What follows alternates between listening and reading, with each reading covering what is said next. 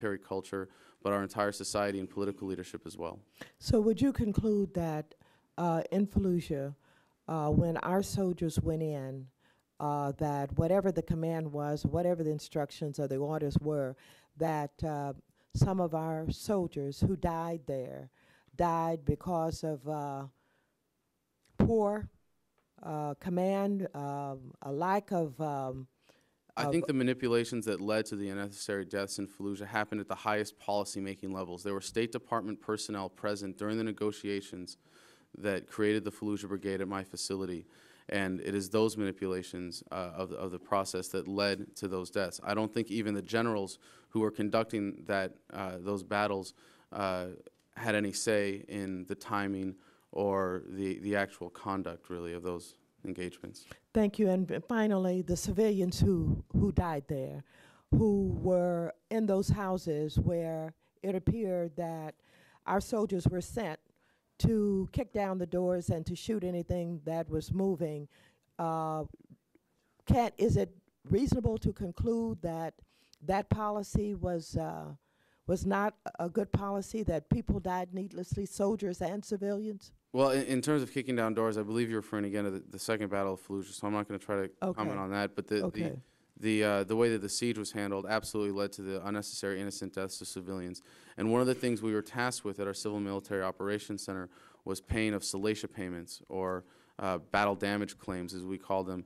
And we distributed a couple $1 million that way. I was interviewed by Al Jazeera because doing something like this was historically unprecedented.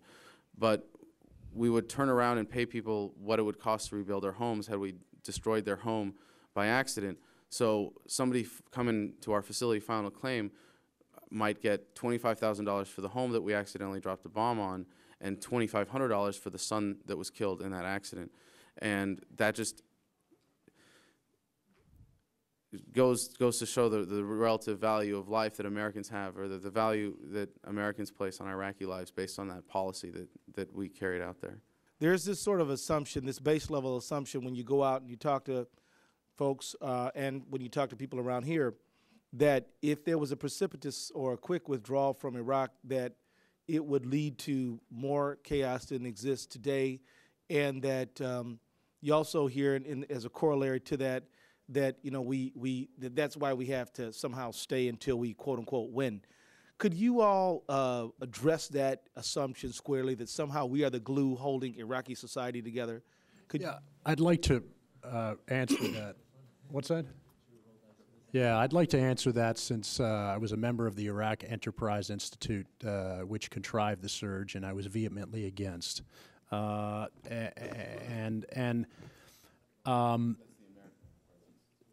did I say?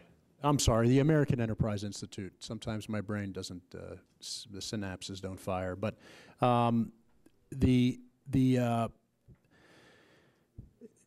you know, there's a misconception that staying in Iraq is vital to our national security interests, and that a precipitous withdrawal, as you mentioned, Congressman, will lead to further chaos both in Iraq and in the Middle East.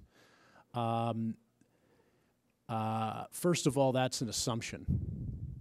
An assumption that has been made time and time again by the highest echelon of our general officers, who, I might remind you again, have consistently lied and misrepresented the situation on the ground in Iraq for the better part of 5 years.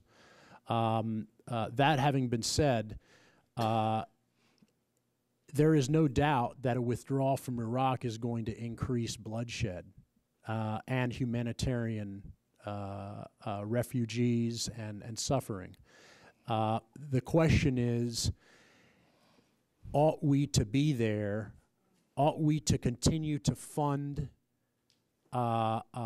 billions of dollars of American taxpayer dollars toward an endeavor with no clearly defined end state for an unknown period of time?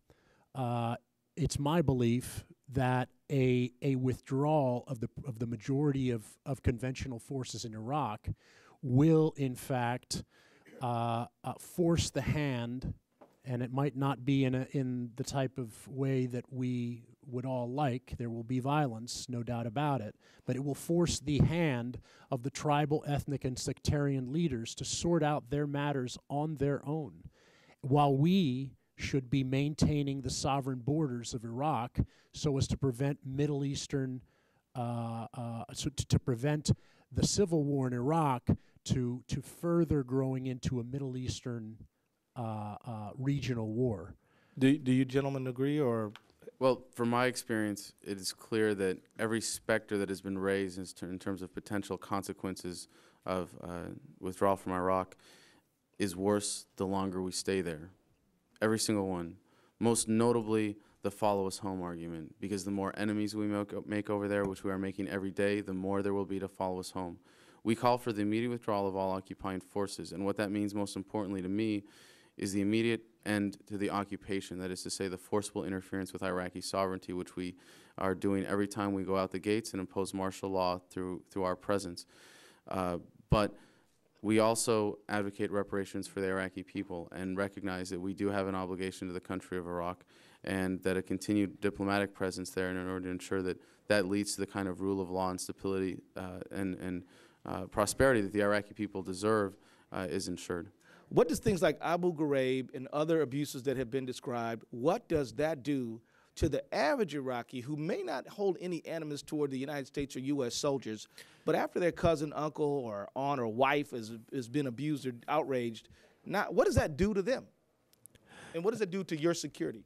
That's an excellent question. When you meet an Iraqi teenage male on the street, you're not meeting your average American male. You're meeting an Iraqi male who has experienced a conflict, an occupation that has been going on for the past 5 years in his homeland, in his neighborhood, in his streets, in his schools. So when you meet these people on the streets, you're meeting people that, I mean, they know what's up. They know, exactly what, the Marine Air Wing is capable of. They know exactly what, our prisons systems are like. They know exactly what our responses are going to be to gunfire, mortar fire, sniper attacks, etc. And they're doing it, and they're doing it good. They're doing it consistently, and they're trying to continue this resistance. And this active resistance is not going to end until we are actually out of that country. I served, I was manning a checkpoint, or running a checkpoint at the Civil Military Operations Center when the Abu Ghraib scandal broke, and had to go out the next day and face crowds of Iraqi people.